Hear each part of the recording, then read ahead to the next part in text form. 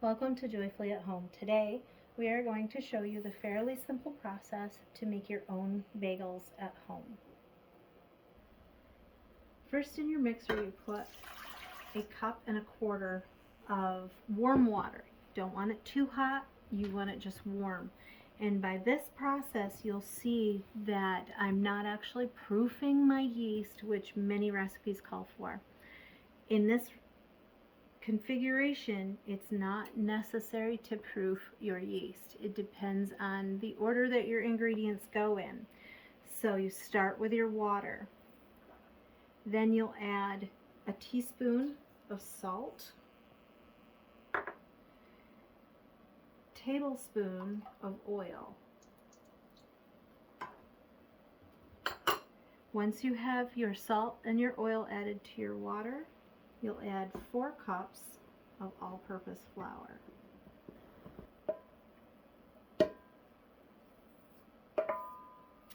With your flour added to your mixer, then you'll add a tablespoon of salt.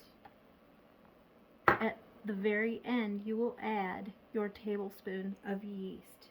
You create a small well in your flour with your fingers and add your yeast.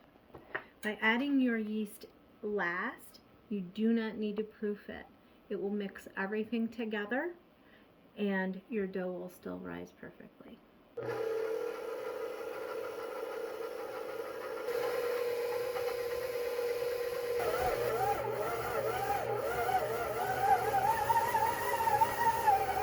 Once your dough is all into a nice dough ball, you'll be able to let it stand for approximately a half an hour to 45 minutes until doubled.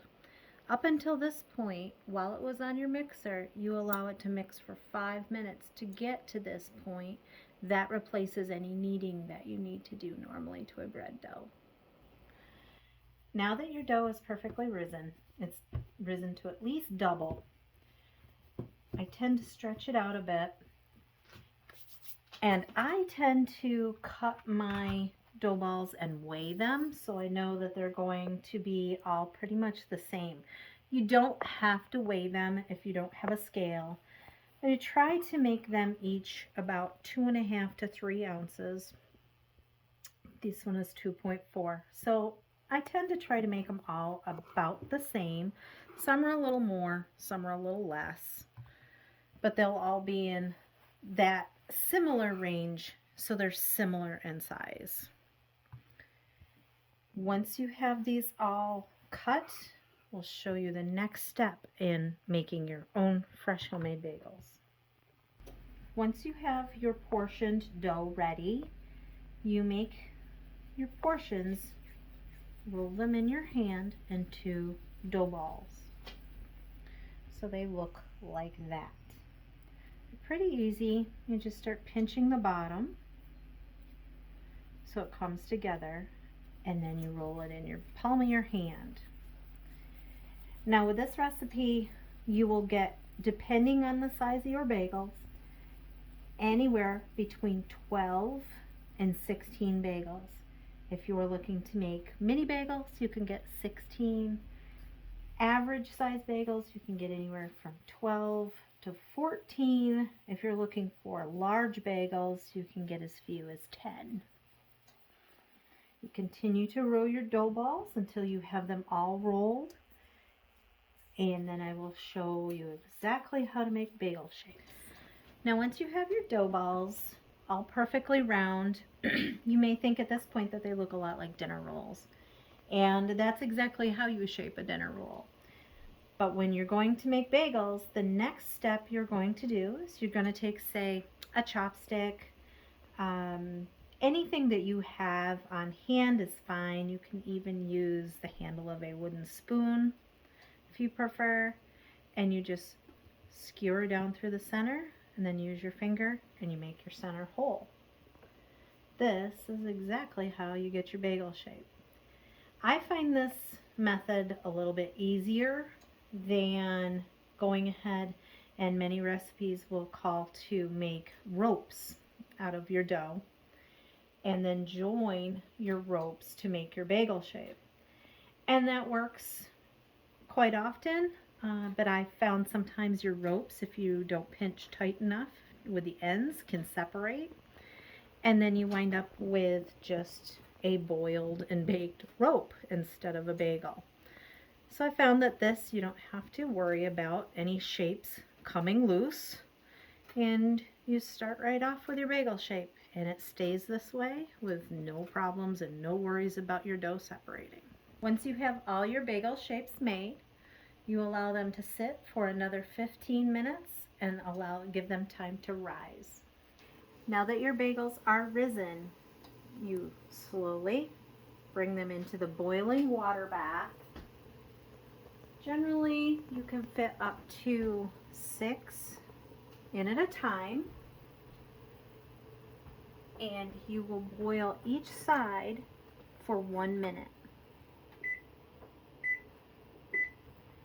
Flip, and then the opposite side for 1 minute. Now in this water, there is 2 tablespoons of baking soda.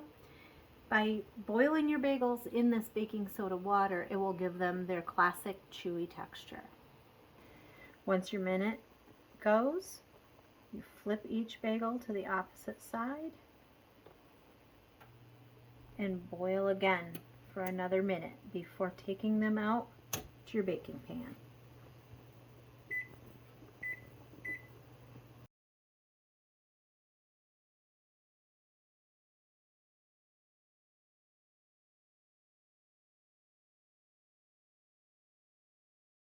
I'm taking your bagels out of your boiling bath. Slide them right onto your baking sheet.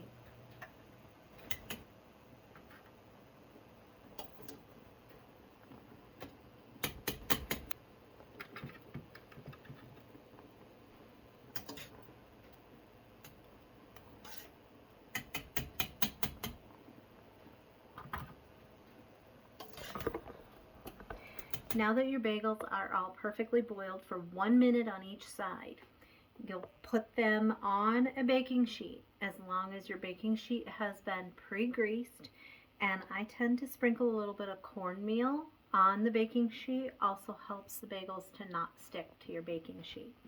At this point, you will go ahead and brush them with an egg wash, which is just simply a whole egg mixed with water to actually thin it down a bit. You go ahead and just brush your entire surface, top, sides, everywhere that it's exposed with your egg wash. And once your bagels are topped with your egg wash, you're able to add any toppings that you like to them.